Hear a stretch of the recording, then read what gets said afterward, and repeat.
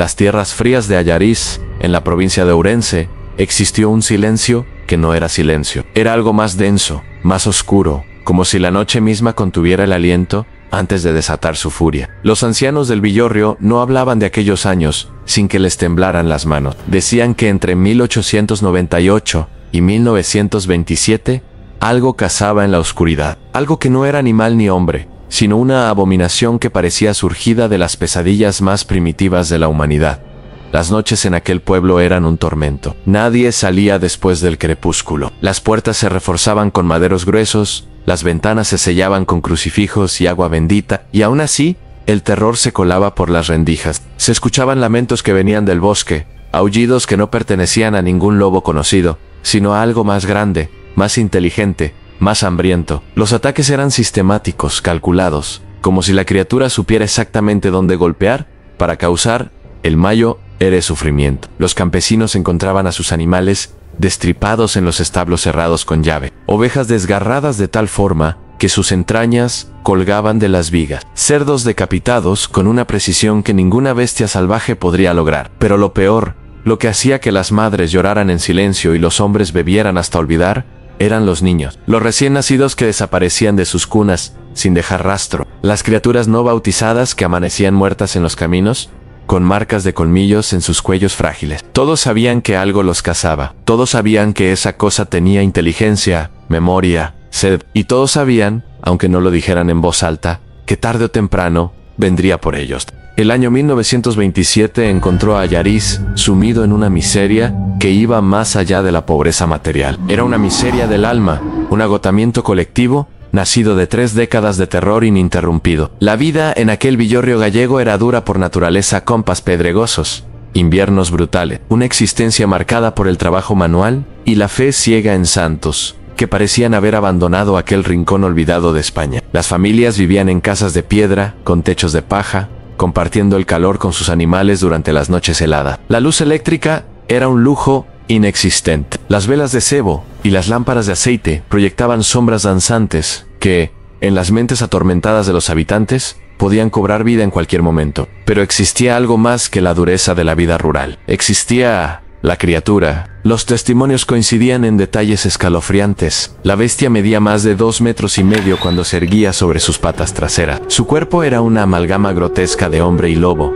cubierta por un pelaje negro y espeso que parecía absorber la luz de la luna. El rostro era lo más perturbador al alargado como el de un cánido, pero con rasgos que sugerían una inteligencia casi humana. Los ojos ardían con un rojo intenso, como brasas alimentadas por un odio ancestral. Los dientes, enormes y afilados, sobresalían de unas mandíbulas capaces de triturar huesos con la facilidad con la que un hombre parte pan. Las garras, negras y curvadas, dejaban surcos profundos en la madera y la piedra. Lo que hacía a esta criatura verdaderamente aterradora no era solo su aspecto físico, sino su comportamiento. No atacaba como un animal salvaje, movido por el hambre o el instinto territorial. Atacaba con método en elegía a sus víctimas. Parecía disfrutar del miedo que generaba. Los habitantes del Villorrio estaban convencidos de que aquello no era simplemente una bestia, sino algo salido directamente del infierno, una manifestación tangible del mal que la iglesia predicaba desde los púlpitos. Durante décadas,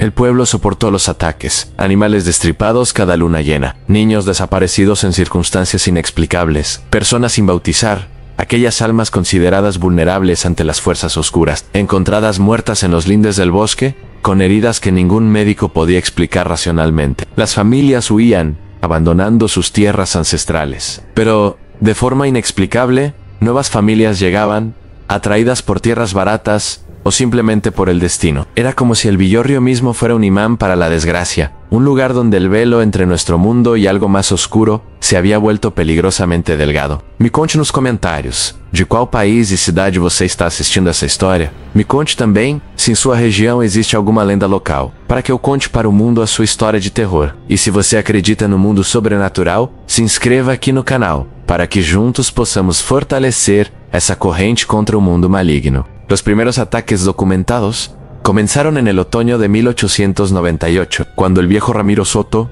encontró sus 3 vacas lecheras destrozadas en el establo. No fue la muerte de los animales lo que lo marcó para siempre, sino la forma en que murieron. Las bestias habían sido literalmente desmembradas, las patas arrancadas de cuajo, las costillas abiertas como si alguien hubiera buscado el corazón con urgencia desesperada, los intestinos esparcidos por el suelo de tierra en un patrón que parecía casi ritual. Lo que ningún aldeano pudo explicar fueron las marcas en las paredes de madera del establo, cercos profundos, como si garras del tamaño de dedos humanos hubieran arañado la madera en un frenesí salvaje. Ramiro enloqueció aquella noche. Sus gritos despertaron al pueblo entero. Cuando los vecinos llegaron con antorchas, lo encontraron acurrucado en una esquina del establo, cubierto de sangre que no era suya, murmurando una y otra vez. Tenía ojos rojos. Me miraba y sonreía. Los ataques se intensificaron con el paso de los meses. La primavera de 1899 trajo una pesadilla que cambiaría al pueblo para siempre. María Ferreira, una joven madre de apenas 19 años, dejó a su bebé de 3 meses durmiendo en la cuna mientras bajaba al pozo a buscar agua. Cuando regresó, no más de 10 minutos después, la ventana estaba abierta y la cuna estaba vacía. Las sábanas conservaban todavía el calor del pequeño cuerpo. En el alféizar de la ventana, marcas de garras profundas en la madera y algo más perturbador, gotas de saliva espesau, de un color amarillento enfermizo que desprendía un olor a carne podrida. El bebé nunca fue encontrado. María perdió la razón. La escuchaban por las noches, caminando por los caminos del pueblo, llamando a su hijo, con una voz rota que helaba la sangre. Murió 3 meses después, consumida por la pena y una fiebre que ningún médico pudo diagnosticar. Los testimonios se acumulaban como capas de horror. Don Esteban Míguez, el herrero del pueblo, juró haber visto a la criatura una noche de luna llena, mientras regresaba de una emergencia en una granja vecina. La describió como algo que no debería existir, una figura enorme que caminaba en 2 patas, pero que en cualquier momento podía dejarse caer en 4, y correr con una velocidad antinatural. Los ojos, insistía don Esteban, no reflejaban la luz como los de cualquier animal. Ardían con luz propia, una luminiscencia roja que pulsaba como un corazón maligno. El párroco, el padre Cipriano Amaral, intentó organizar procesiones nocturnas con el Santísimo Sacramento, convencido de que la presencia divina ahuyentaría a la bestia. La primera procesión terminó en tragedia. 2 de los monaguillos que llevaban las velas fueron atacados en el camino de regreso. Uno sobrevivió, aunque perdió un brazo. El otro fue encontrado al amanecer, o lo que quedaba de él, en un cuerpo destrozado con tanta violencia que fue necesario recoger los restos en sacos. Las familias comenzaron a abandonar sus hogares. Caseríos enteros quedaron vacíos, con las puertas abiertas meciéndose con el viento. Platos con comida a medio terminar sobre las mesas, signos de huidas apresuradas en mitad de la noche. Pero por cada familia que se iba, llegaba otra, generalmente más pobre, más desesperada, ignorante de la maldición que pesaba sobre aquellas tierras. Era como si el villorrio ejerciera una atracción magnética sobre las almas perdidas, como si la oscuridad que lo habitaba necesitara un suministro constante de víctimas. Los años se sucedieron en un ciclo interminable de miedo y muerte. 1903 trajo la masacre del rebaño de los Domínguez, a 32 ovejas destripadas en una sola noche, dispuestas en un círculo perfecto alrededor del pastor,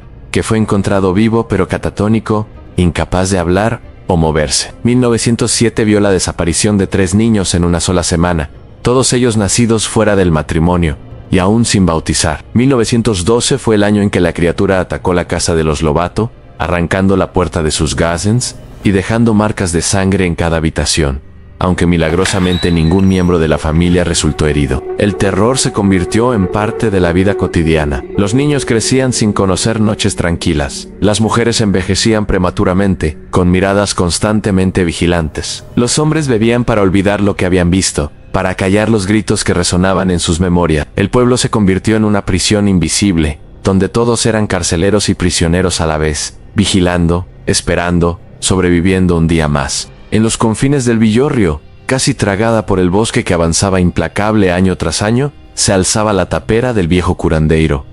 No era simplemente una cabaña abandonada, era un lugar que la gente evitaba con la misma determinación con la que huían de la peste. Los niños que jugaban en los límites del pueblo tenían estrictamente prohibido acercarse. Las mujeres que recogían leña en el bosque daban rodeos enormes para no pasar cerca. Incluso los animales parecían sentir algo antinatural. En aquel sitio los perros aullaban y se negaban a avanzar, los caballos relinchaban y retrocedían con los ojos desorbitados. La estructura apenas se mantenía en pie. La madera, que alguna vez fue sólida y oscura, ahora estaba podrida, verdosa por el musgo y la humedad constante. El techo había colapsado en varias secciones, dejando entrar la lluvia y las hojas muertas que se acumulaban en montones fétidos en las esquinas. Las paredes exteriores estaban cubiertas de símbolos extraños, grabados profundamente en la madera, con lo que parecía ser un cuchillo o una garra. No eran símbolos cristianos, eran algo más antiguo, más oscuro, en círculos entrelazados, espirales que no llevaban a ninguna parte, figuras que sugerían formas humanas en posiciones imposibles. El olor que emanaba del lugar era indescriptible. No era simplemente el hedor de la madera podrida o el moho, había algo más, algo orgánico y enfermizo, como si la enfermedad misma hubiera impregnado cada fibra de la construcción. Los pocos valientes que se habían atrevido a acercarse hablaban de un olor dulzón y nauseabundo, como carne en descomposición mezclada con hierbas quemadas y algo metálico que hacía pensar en sangre vieja. El interior, según los relatos de aquellos que habían mirado a través de las ventanas rotas, era aún peor. Telarañas enormes colgaban del techo como cortinas fantasmales, tan densas que bloqueaban la escasa luz que entraba. El suelo estaba cubierto de una capa de hojas podridas, excrementos de animales y algo más oscuro que podría haber sido tierra o sangre seca. Una mesa de madera permanecía en el centro de la única habitación, cubierta de objetos que nadie se atrevía a examinar de cerca, en frascos con líquidos turbios, huesos de animales atados con cordeles, velas negras, medio consumidas, que dejaban rastros de cera en charcos irregulares. Pero lo que más aterraba era la energía del lugar. Quienes se acercaban describían una sensación de peso sobre el pecho, como si el aire mismo fuera más denso, más difícil de respirar. Una opresión que aumentaba con cada paso hacia la cabaña. Algunos hablaban de voces, susurros apenas audibles que parecían venir de las paredes mismas. Palabras en un idioma que no reconocían pero que de alguna forma entendían,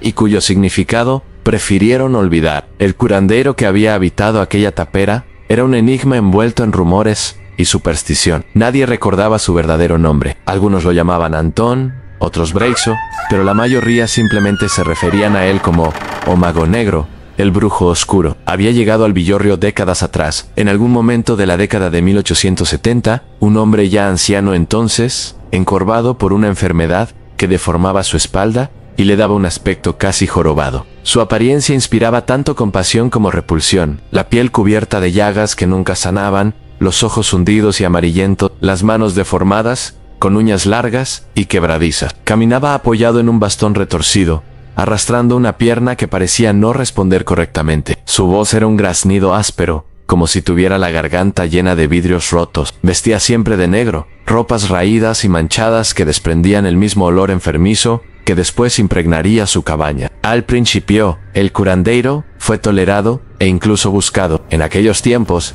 los médicos eran un lujo que los campesinos pobres no podían permitirse. El viejo conocía hierbas y ungüentos, sabía tratar fiebres y fracturas, podía detener hemorragias y aliviar dolores. Las mujeres acudían a él para pedirle ayuda con partos difíciles. Los hombres le consultaban sobre animales enfermos. Cobraba poco, a veces solo comida o leña, y eso lo hacía indispensable. Pero con el tiempo comenzaron los rumores. Se decía que sus curaciones tenían un precio oculto, que quienes le pedían ayuda después sufrían desgracias inexplicables. Un hombre curado de una infección mortal vio morir a toda su familia en un incendio 6 meses después. Una mujer cuyo hijo fue salvado de una fiebre alta perdió a su esposo devorado por lobos. Una semana más tarde, las coincidencias se acumulaban hasta dejar de ser coincidencias. Los susurros se volvieron acusaciones. Se decía que el curandeiro practicaba artes prohibidas, que invocaba espíritus, que hacía pactos con entidades que habitaban en la oscuridad del bosque. Algunos juraban haberlo visto realizar rituales extraños en las noches de luna nueva,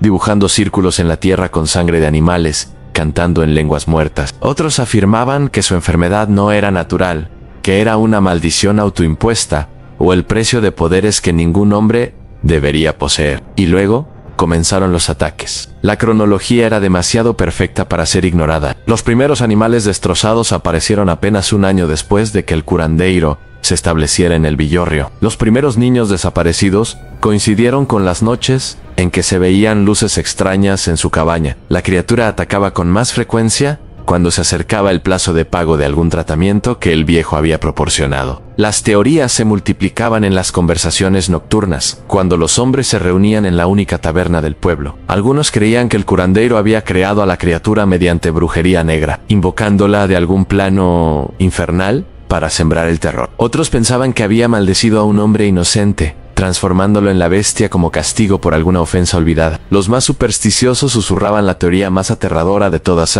que el curandeiro y la criatura eran uno mismo, que la enfermedad que lo consumía era en realidad una transformación, que en las noches de luna llena, su cuerpo deforme se convertía en aquella abominación de 2,5 metros que cazaba sin piedad. El viejo curandeiro desapareció en algún momento de 1925, simplemente dejó de ser visto. Su cabaña permaneció tal como estaba, como si él hubiera salido por la puerta esperando regresar en cualquier momento, pero no regresó. Y los ataques, lejos de detenerse, se intensificaron. La decisión no se tomó en una reunión formal, fue más bien un consenso silencioso que se formó gradualmente entre los hombres del Villorrio durante el invierno de 1927. Los ataques habían alcanzado una frecuencia insoportable. 2 niños desaparecidos en enero, una mujer embarazada, muerta en circunstancias brutales, en febrero. El ganado de 3 familias diferentes, diezmado en marzo. El miedo había dado paso a algo más peligroso, a la desesperación. Y la desesperación, como bien sabían aquellos hombres curtidos por generaciones de lucha contra la tierra implacable, era capaz de inspirar un coraje que la valentía pura jamás podría generar. Se reunieron en el establo de los Fernández, 12 hombres que representaban las familias más antiguas del pueblo. No hubo discursos grandilocuentes ni juramentos heroicos. Cada uno sabía lo que debía hacerse. Cada uno entendía que probablemente no todos regresarían. En los rostros curtidos por el sol y el viento se leía una determinación sombría, la expresión de quien ha decidido que es mejor morir luchando que seguir viviendo con miedo. Manuel Costas, el mayo héroe del grupo, un hombre de 60 años con manos del tamaño de palas y una reputación de no haber temido nunca a nada, asumió el liderazgo tácito. Fue él quien distribuyó las armas, viejos rifles de caza, hoces afiladas hasta que sus filos podían cortar un pelo en el aire, hachas de leñador con mangos reforzados, horquillas de hierro forjadas por el herrero para la ocasión. Cada hombre también llevaba una antorcha de aceite, un cuchillo en el cinturón y un rosario bendecido por el padre Cipriano. Las despedidas fueron breves y desgarradoras. Los hombres abrazaron a sus esposas, sabiendo que podría ser la última vez. Besaron las frentes de sus hijos, memorizando sus rostros, grabando en sus memorias los detalles que podrían olvidarse en el otro mundo. Las mujeres no lloraron, al menos no abiertamente. Eran esposas de campesinos gallegos, acostumbradas a la dureza, a las pérdidas, a enterrar a sus muertos con dignidad y seguir adelante. Pero en sus ojos brillaba un terror silencioso, una súplica muda para que sus hombres regresaran. Partieron al atardecer de una noche de luna llena. La elección de la fecha no fue casual. Las leyendas decían que las criaturas como aquella eran más poderosas bajo la luna llena, pero también más vulnerables, más atadas a su forma física, menos capaces de esconderse en las sombras. Si iban a enfrentarla, debía ser cuando pudieran verla claramente. La caminata hacia la tapera del curandeiro duró casi 2 horas. El camino, poco más que una senda de tierra entre campos de cultivo abandonado, serpenteaba entre rocas cubiertas de musgo y árboles que parecían inclinarse amenazadoramente sobre los viajeros. La luna proyectaba una luz plateada sobre todo, transformando el paisaje familiar en algo extraño y vagamente hostil. Los campos que estos hombres habían trabajado desde niños, ahora parecían pertenecer a otro mundo, un mundo donde las reglas normales dejaban de aplicar. Caminaban en silencio. El único sonido era el crujido de sus botas sobre la tierra seca, el tintineo ocasional del metal contra metal cuando las herramientas chocaban, y sus propias respiraciones, cada vez más pesadas a medida que se acercaban a su destino. Algunos murmuraban oraciones, otros mantenían la mandíbula apretada, los ojos fijos en el camino, tratando de no pensar en lo que podría esperarles. El viento había cesado por completo. Era una quietud antinatural, como si la naturaleza misma contuviera el aliento. Ni el canto de los grillos, ni el ulular de los búhos rompían el silencio. Los árboles permanecían inmóviles, sus ramas dibujando sombras retorcidas en el suelo iluminado por la luna. Más de uno sintió la tentación de dar media vuelta, de regresar a la seguridad relativa de sus hogares, pero el orgullo y la necesidad los mantenían avanzando. Cuando la silueta oscura de la tapera apareció entre los árboles, los 12 hombres se detuvieron como si hubieran chocado contra un muro invisible. Incluso a la distancia, el lugar emanaba una sensación de maldad tan tangible que casi podía saborearse. Manuel levantó una mano, indicando cautela, y el grupo avanzó lentamente, con las armas preparadas. Los músculos tensos, cada nervio alerta. La cabaña lucía aún más siniestra bajo la luz de la luna. Las sombras se acumulaban en sus rincones como entidades vivas. Los símbolos grabados en las paredes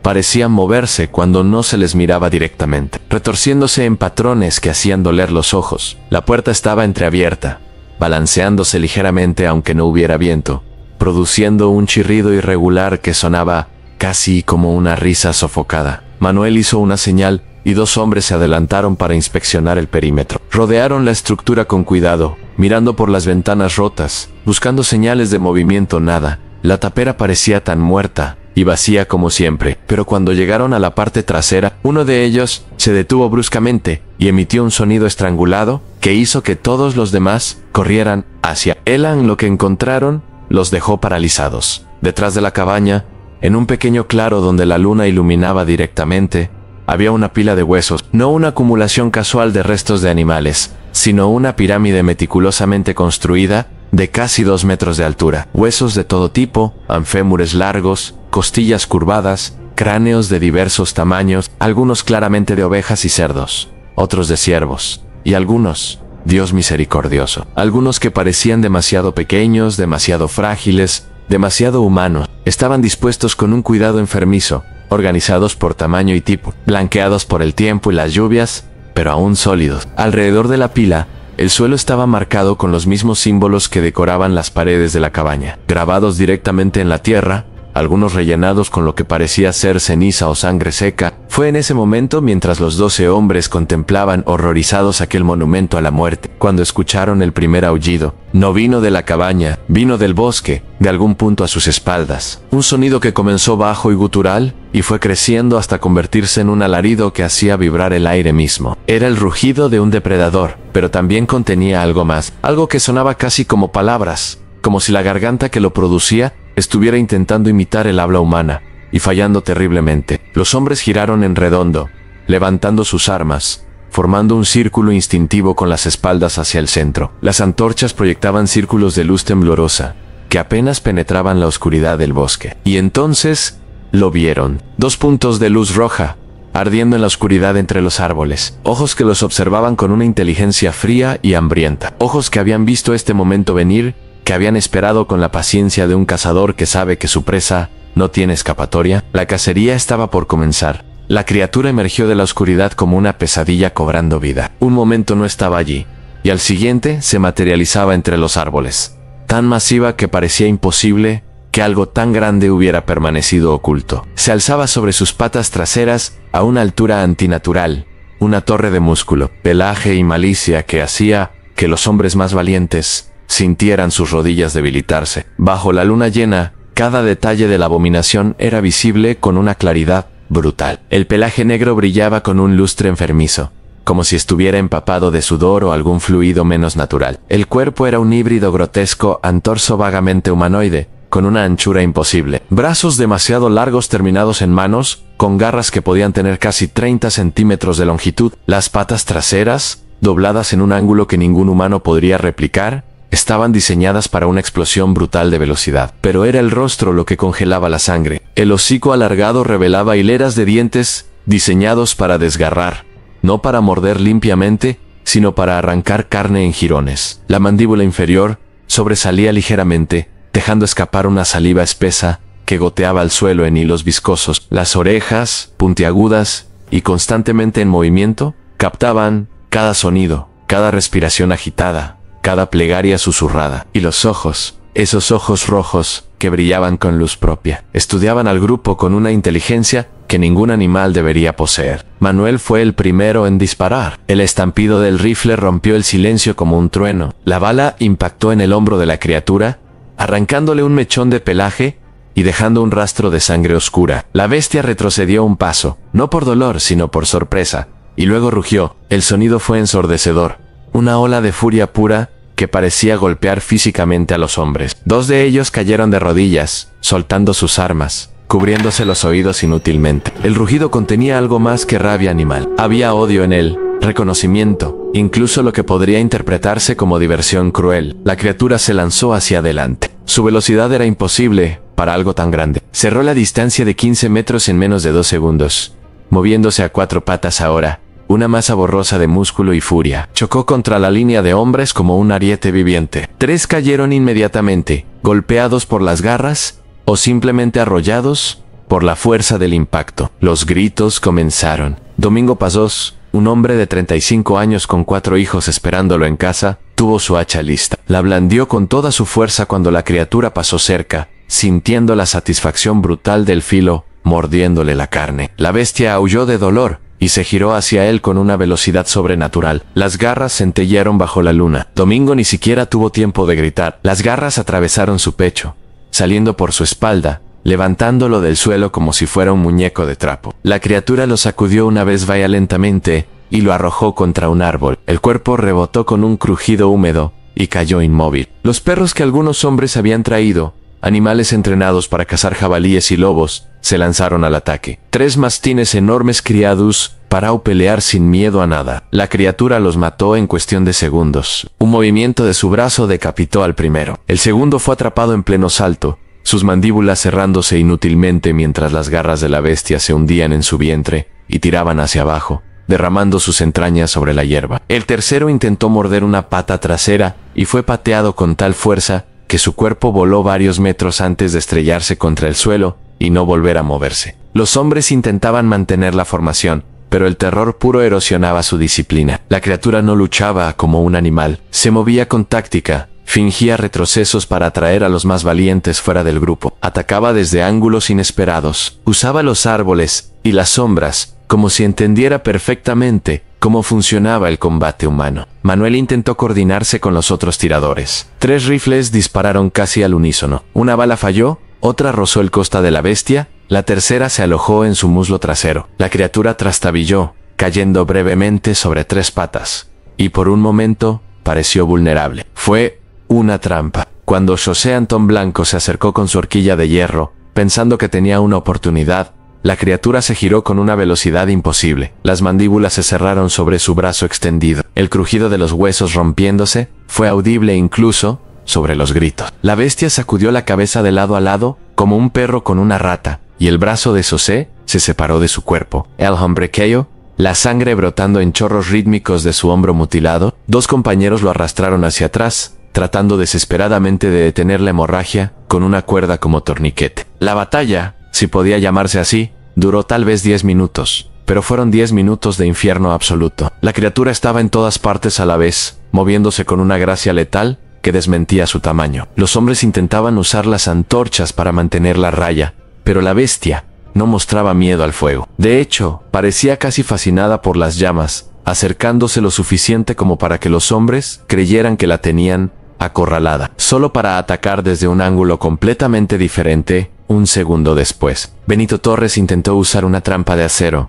el mismo tipo que usaban para lobos. Cuando la criatura pasó cerca, tiró de la cuerda que la activaría. La mandíbula de metal se cerró, sobre vacío. La bestia había saltado en el último segundo, aterrizando directamente sobre Benito. Las garras se hundieron en su pecho repetidamente, un frenesí de golpes salvajes que continuó incluso después de que Benito dejara de moverse. Era una masacre. Los hombres restantes comenzaron a retroceder, no de forma coordinada, sino en un pánico apenas contenido. La criatura los persiguió, pero sin urgencia, como un gato jugando con ratones heridos. Derribó a otro hombre con un golpe lateral que le rompió las costillas. Mordió la pierna de otro, arrancando un pedazo de carne del tamaño de un puño. Manuel gritaba órdenes que nadie escuchaba. Intentó disparar de nuevo, pero su rifle se encasquilló. Maldijo, lo arrojó a un lado y desenvainó su cuchillo de caza. Era absurdo, lo sabía, un cuchillo de 15 centímetros contra una abominación de 2,5 metros, pero ya no importaban,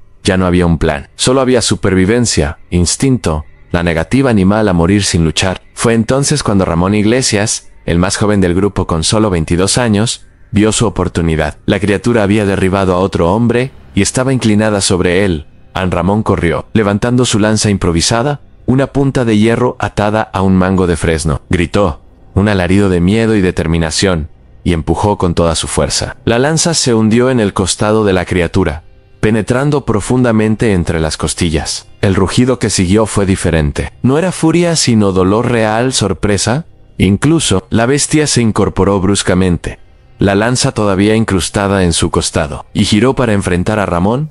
El joven intentó retroceder, pero las garras lo alcanzaron, rasgando su pecho en 3 líneas profundas. Cayó, sangrando profusamente. Pero la herida en el costado de la criatura sangraba también. Sangre oscura, casi negra, fluía abundantemente, empapando el pelaje. La bestia intentó arrancar la lanza, pero el diseño de la punta de arpón hacía que cada movimiento la hundiera más. Manuel vio la apertura, gritó una orden y los hombres restantes, menos de la mitad del grupo original, se reagruparon. Rodearon a la criatura, manteniendo distancia pero cortándole las rutas de escape. La bestia rugió, intentó cargar, pero sus movimientos eran más lentos ahora. La pérdida de sangre la estaba debilitando. Otra lanza encontró su blanco, hundiéndose en el muslo trasero. Luego otra, atravesando la base del cuello. La criatura cayó sobre 3 patas, jadeando, los ojos rojos ahora parpadeando, perdiendo su brillo infernal. Los hombres cerraron el círculo, atacando con hachas, hoces, horquillas, cualquier arma que aún pudieran sostener. Fue brutal, salvaje, desesperado. No había honor en ello, solo la determinación de matar o morir. Finalmente, después de lo que pareció una eternidad, la criatura colapsó. Su respiración era laboriosa, cada inhalación produciendo un silbido húmedo. Los ojos rojos se fijaron en Manuel, y por un momento, por un horrible momento, el viejo vio algo en esos ojos que parecía casi humano, an reconocimiento, an tal vez incluso alivio. Y entonces comenzó la transformación. Nadie que lo presenciara podría olvidarlo jamás. Los 6 hombres que quedaban de pie, cubiertos de sangre propia y ajena, observaron con horror creciente, mientras la criatura agonizante comenzaba a cambiar. Empezó con los ojos. El rojo infernal parpadeó una vez, 2 veces, y luego se apagó, dejando solo pupilas humanas de un color marrón enfermizo. Pero no eran ojos humanos normales. Estaban llenos de agonía, de una lucidez terrible, como si quien estuviera dentro repentinamente comprendiera lo que había hecho, lo que había sido. El pelaje comenzó a retraerse. No se cayó, sino que parecía absorberse de vuelta hacia la piel, como si fuera líquido siendo succionado por poros invisibles. Bajo el pelaje que desaparecía, la piel emergía, pero no era piel sana, era una masa de cicatrices, llagas abiertas, tejido necrótico que formaba patrones que dolían mirar. Los músculos imposibles se encogían, derritiéndose literalmente, la carne burbujeando y contrayéndose con sonidos húmedos y crujientes, que hacían que varios hombres vomitaran. Los huesos crujían y se recolocaban. La columna vertebral se curvaba, las vértebras rechinando unas contra otras, mientras la espina dorsal se acortaba y se retorcía. Las patas traseras se enderezaban, perdiendo su ángulo animal, las articulaciones rompiéndose y reformándose en posiciones más humanas. Los brazos se acortaban,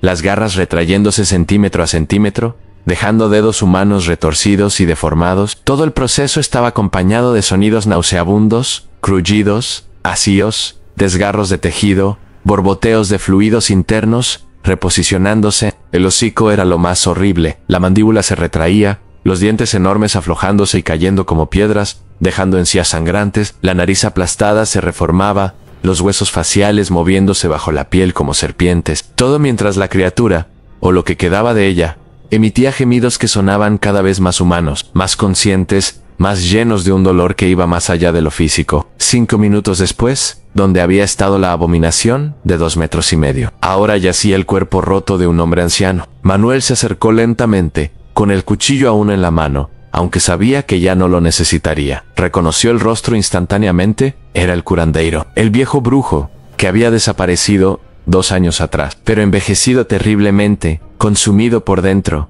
con la piel colgando de los huesos como trapos mojados. Las llagas que recordaban de antes, ahora cubrían cada centímetro de su cuerpo, supurando un líquido amarillento. Los ojos del viejo encontraron los de Manuel. Todavía quedaba inteligencia allí, una claridad terrible. Los labios, agrietados y sangrantes, se movieron. Las palabras salieron en un susurro casi inaudible. «Por favor, termínalo».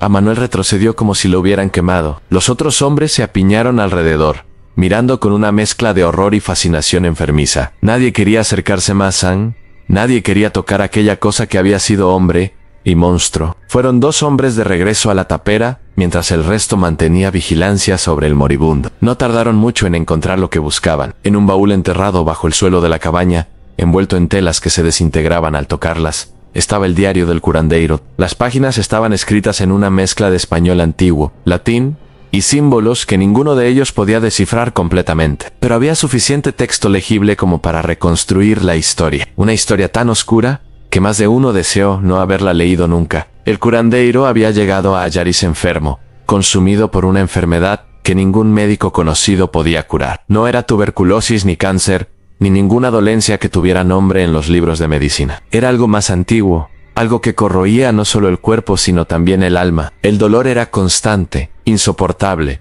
un tormento que no le permitía dormir ni encontrar paz. Desesperado, había recurrido a textos prohibidos, libros que hablaban de prácticas anteriores al cristianismo, rituales que databan de tiempos en que los celtas aún poblaban estas tierras. Había encontrado referencias a una transformación, un rito que prometía alivio del dolor, poder sobre la muerte, una existencia más allá de los límites humanos. El ritual requería sacrificios, sangre, du, inocentes, rituales en lugares de poder, bajo lunas llenas, invocaciones a entidades que habitaban en los espacios entre los mundos, cosas sin nombre que esperaban ansiosas cualquier grieta en el velo de la realidad para infiltrarse en nuestro plano. El curandeiro había realizado el ritual. El dolor desapareció, pero solo durante las transformaciones. Solo cuando era la bestia, en su forma humana, la agonía regresaba, peor que antes, un recordatorio constante de lo que había hecho, de lo que se había convertido. Las transformaciones al principio eran difíciles de controlar, ocurrían involuntariamente bajo la luna llena. Con el tiempo, aprendió a inducirlas, a dejar que la bestia saliera cuando el dolor se volvía insoportable. Pero cada transformación requería un precio. Cada vez que asumía la forma del monstruo, necesitaba matar, no para alimentarse. Las criaturas de su tipo no necesitaban comida física. Mataba porque el hambre que lo consumía era espiritual, una sed de vida, de terror, de la energía vital que se liberaba cuando algo moría en agonía. Los no bautizados eran especialmente vulnerables, decían los textos antiguos. Sus almas, no protegidas por los sacramentos de la iglesia, eran un festín más rico. Décadas de intentar detenerlo, de luchar contra el hambre, de fallar. El diario documentaba cada víctima, cada transformación, una contabilidad meticulosa del horror. Hacia el final, las entradas se volvían casi incoherentes. Garabatos desesperados que hablaban de ya no poder distinguir entre hombre y bestia, de escuchar voces que le ordenaban cazar, de ver a las criaturas que lo habían maldecido en los espejos y las sombras. La última entrada fechadau, apenas semanas atrás, decía simplemente, ya no puedo volver, el hombre que fui ya no existe, que Dios tenga misericordia, porque yo no la merezco. Aun cuando los hombres regresaron con el diario, encontraron al curandeiro aún vivo, pero apenas. Cada respiración era una lucha. Manuel se arrodilló junto a él, el libro abierto en sus manos. ¿Por qué? Fue todo lo que pudo preguntar. Los ojos del viejo lo miraron, y en ellos había tantas cosas: arrepentimiento, locura, alivio, desesperación. Los labios se movieron de nuevo. ¿Por qué en el dolor Ann era insoportable? Y ahora Ann finalmente termina. Exhaló una última vez. Un sonido como el viento entre hojas muertas. Los ojos se quedaron abiertos, fijos en la luna llena que brillaba sobre ellos. Manuel cerró los párpados con dedos temblorosos. De los 12 hombres que habían partido esa noche, 6 yacían muertos en el campo. Otros 3 morirían de sus heridas antes del amanecer. Solo 3 regresarían al pueblo relativamente ilesos, aunque las cicatrices que llevarían serían más profundas que cualquier herida física. Quemaron el cuerpo del curandeiro allí mismo, sin ceremonias. Quemaron su cabaña también, hasta los cimientos. El diario fue arrojado a las llamas después de que el padre Cipriano lo leyera y declarara que debía ser destruido, que ningún conocimiento contenido en esas páginas merecía preservarse. Los huesos detrás de la cabaña fueron recolectados y enterrados en tierra consagrada. No todos eran de animales. El padre Cipriano realizó misas durante 3 días seguidos por las almas de aquellos niños, rezando para que encontraran paz en el más allá. Los ataques terminaron esa noche. El silencio que siguió no fue el silencio antinatural del miedo, sino algo más profundo, más permanente. Era como si el pueblo entero exhalara después de 30 años conteniendo el aliento. Pero la paz vino con un costo que no podía medirse en vidas perdidas o familias destruidas. Algo se había roto en el alma del villorrio, una inocencia que nunca podría recuperarse. Los que sobrevivieron nunca hablaron abiertamente de aquella noche. Se lo llevaron a la tumba, cada uno, muriendo eventualmente sin haber compartido los detalles completos ni siquiera con sus propios hijos. Manuel Costas vivió hasta los 87 años. Cuando sus nietos le preguntaban sobre las cicatrices en sus brazos, simplemente sonreía con tristeza y cambiaba de tema. En su lecho de muerte, según cuenta su hija menor. Sus últimas palabras fueron: algunos dolores son tan grandes que consumen no solo al que los sufre, sino a todos los que están cerca. La tapera nunca fue reconstruida. El terreno donde estuvo permanece vacío hasta el día de hoy. Los lugareños evitan pasar por allí después del anochecer, no porque crean que algo los acecha, sino porque el lugar conserva una memoria, una tristeza impregnada en la tierra misma. Se dice que en las noches de luna llena, si uno se atreve a caminar por aquellos campos, puede sentir algo en el aire. No es miedo exactamente, sino un peso, una melancolía profunda, como si la tierra misma recordara el sufrimiento de todas aquellas almas perdidas, tanto víctimas como victimario, porque al final, el verdadero horror no fue la existencia de un monstruo. Fue comprender que el monstruo fue una vez un hombre que simplemente quería que su dolor terminara, y que en su desesperación por encontrar alivio, desató un sufrimiento que se propagó como un veneno durante generaciones. El mal, a veces, no nace de la maldad pura, nace del dolor desesperado que no encuentra otra salida. Y ese es el tipo de mal más aterrador, porque vive dentro de todos nosotros, esperando el momento en que el dolor se vuelva tan insoportable que estemos dispuestos a hacer cualquier cosa para que termine. La historia de Ayariz es un recordatorio de que algunos precios son demasiado altos para pagar, que algunas curas son peores que las enfermedades, y que el verdadero monstruo no siempre es la bestia con garras y colmillos, sino la desesperación humana que no conoce límites. Y aunque las noches ya no traen terror, aunque los niños duermen tranquilos y los animales pastan seguros, aquellos que conocen la verdadera historia saben que el legado de aquel año permanece en las cicatrices invisibles del pueblo, en la memoria transmitida en susurros, en la advertencia silenciosa que pasa de generación en generación. Cuidado con lo que estás dispuesto a hacer para escapar del dolor, porque a veces, en nuestra búsqueda desesperada de alivio, nos convertimos en la misma oscuridad que tememos.